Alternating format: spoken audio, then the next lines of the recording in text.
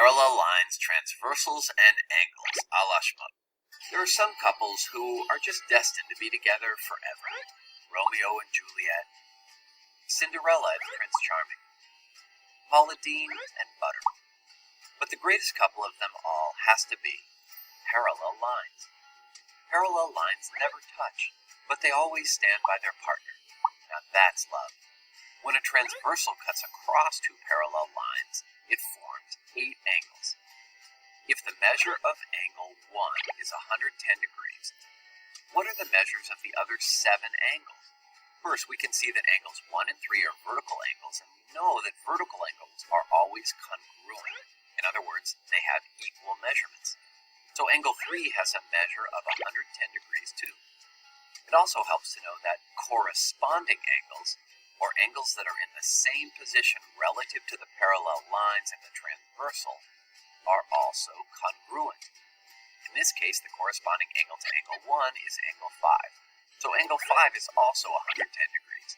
Wait, so angles 3 and 5 are congruent too? Actually, yes. They're both on the interior between the two parallel lines and on alternate sides of the transversal. So we call them alternate interior angles. All alternate interior angles are congruent. And there's one more angle that's 110 degrees, and that's angle 7.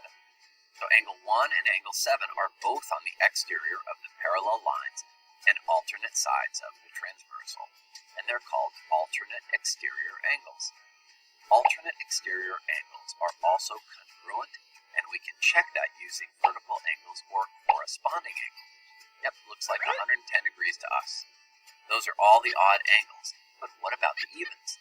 We know that a straight angle, or a line, has 180 degrees.